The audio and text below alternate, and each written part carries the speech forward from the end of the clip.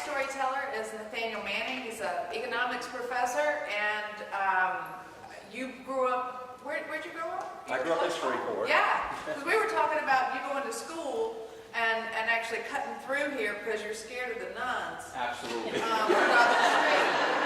But I'll let him fill That in was the many gaps. years ago, and my first time ever coming to First Press was in 2014. Yes, ironically, I was born in 1954, which is the same year that Brown versus Board of Education, Supreme Court landmark case was settled, which outlawed segregated schools. And I went to an all-black school, which is now the Northwest Louisiana Crime Lab, and I would always have to pass my first press to go there. And I was the fourth child born in a family of 7 kids. I have 3 older brothers. They all were boxers, I weren't. And I had 3 younger siblings, my sisters. And so I was kind of like isolated early on. But I had a great childhood. We were poor, but I was too happy to even think about being poor. And I went to the school, and I had excellent teachers, and they instilled in me great values, and academics wasn't a problem. And during that time, I remember my teacher came to the classroom one day, and she was crying, and she said that President John F. Kennedy had been shot and killed in Dallas, Texas. And that was a very dreary day, and we all left and went home for the day. But my father always had a sense of, I guess he was one of those that believed that education was key to being able to succeed in life. So he decided that it was time for me to go to a desegregated school. So that summer there was a lot of social unrest in the United States, and there certainly Shreveport was not one of those cities that had really progressed to the point where there were any kind of desegregation really, maybe a little bit but not much. So I went to Hamilton Terrace, which at that time was a predominantly white middle school. Well, it was junior high, we called it. And I knew some of the white kids there early on because I remember one boy, his mom was an encyclopedia sales lady, and she had sold my family a set of encyclopedias. And so I got a chance to meet him, and I knew him before I went to Hamilton Terrace. And so I can't say that I really had any kind of bad times there because the kids there, they were pretty friendly. My teachers were very nurturing. They were very amazed at how much I really knew coming from a predominantly black elementary school.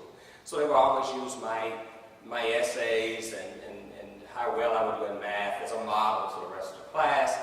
And so I felt really good about myself. And one of my teachers was saying, well, I know you're going to really do well when you go to school up at Byrd. So decided I'd go on to Byrd, and things were a lot different at Byrd. Here I was coming from this very caring environment, and now I find myself all alone in the city of Byrd. Passing by all the stately oak trees that line there on Line Avenue, you know, and then going into the building, some of the same faces that were very friendly to me at Hamilton Terrace now were just cold stone, you know, didn't really have anything to do with me.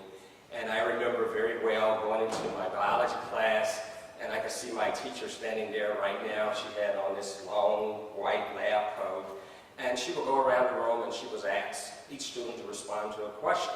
So she would go this side of the room, she would go this side of the room, and then here I was, when she get to me, she'd just look at me and go right back to the other side of the room, and she kept doing that.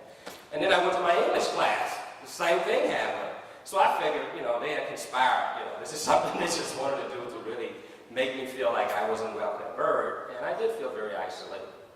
So by the sophomore year, that's the time that they ordered the crossover, and we had kids come over from Valencia, and they joined us over at Byrd. They were not happy, but I was very happy that I saw some friendly faces for a change. And I remember one of the girls that came to my class, and she sat right behind me, and I recognized her. She was a young lady that I always really had kind of a thing for her, and she was very smart, and I was attracted to very smart ladies. And she was my neighbor when we were 2nd grade. And so I didn't join back up with her until we were in high school. And we went through high school, really didn't have much to do with each other other than just casual hello and goodbye and that type of thing. And by the time I went to college, I decided that I wanted to go to an HBCU. So I get to this HBCU here, and I find all kinds of opportunities, things that I don't think I would have gotten had I not gone there. And the little HBCU right down the road has a great football team, and of course, everybody probably knows Coach Eddie Robinson. But I excelled academically. I majored in mathematics and computer science, so I graduated with 2 degrees. And by the time I graduated, I had 23 job offers. And one of those job offers came from IBM. IBM had flown me up to Rochester, Minnesota to interview, and it was during the springtime, so it was cold, but it was still, tolerable.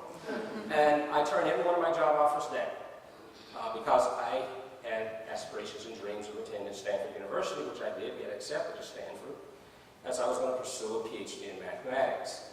But didn't have a lot of money, and my parents let me know, it's time for you to get a job and work. So I took a job that summer working at an atomic physics lab in Livermore, California, and one of my professors and I, we shared a house together that a Portuguese family had rented to us for the summer while they were gone home to Portugal.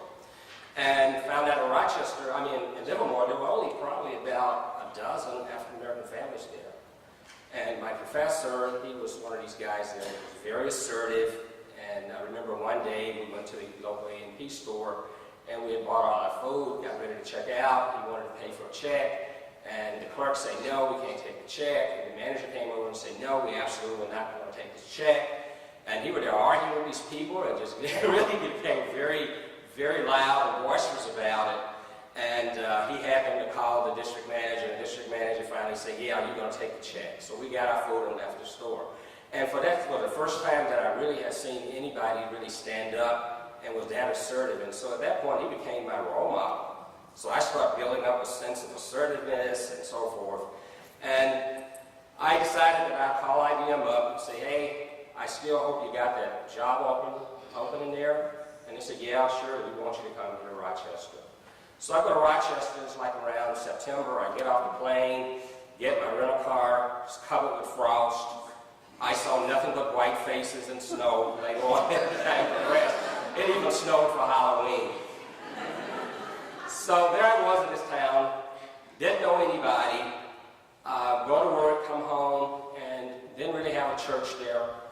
And I asked people around at IBM, are there any churches here that I could maybe go to? And there was one white gentleman there who was much older than I. And he said, well, there's a not Presbyterian, but a United Methodist church here. And maybe you can come on youth night and mingle and get a chance to know some of the younger people there. But I was uninvited before I even got a chance to go to the church because they felt like it wasn't a good idea. And one thing about Rochester, you got to know, it has a large Scandinavian population, so there were a lot of Lutheran churches there. And so I kind of felt isolated there. And then I got into the dating scene, and mind you, there were only 2 black single females in the whole town of Rochester. And I was just totally culturally deprived. Here I was with this great big afro. I couldn't find any afro sheen. I couldn't find an afro head. So I would have to drive 80 miles up to Minneapolis just to find a barber who could understand how to do my hair and to find my afro sheen products and so forth. So the dating scene went well for a while. The Midwest Farmers' Daughters, they did make me feel all right. But some that got on. And so one day I decided that, hey, it's time for me to get out of Rochester. I really need to get out of this place. I would wake up in the middle of the night and say, God, why did you forsake me? Come to this place. I'm in this frozen tundra. I know nobody. And so I go to my boss, and I tell him exactly what's going on. And he says, okay, well, I seem to understand, you probably don't, you're in a different culture now, and so let me talk to HR and see what I can find out for you, and maybe we can do something to maybe get you transferred. So he never come back to me, and I wait about maybe almost a month or so. And so one day I go up to him and I say, hey, did you ever talk to HR? And he kind of was really nervous and so forth. And he said, yeah, come in my office. So I walk into his office, and he said, yeah, I talked to HR, and they feel like, this is the place you need to be. And as far as the dating thing, you're just going to have to date white girls. And, you know, I was kind of flippant at that time and kind of had a sense of militancy about me, so to speak. And I turned around and I looked at him and I said, oh, by the way, do you have a daughter?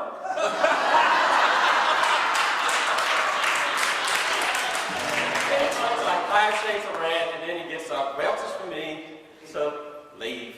And so I left, but after that, 9 months later, I had my transfer from IBM.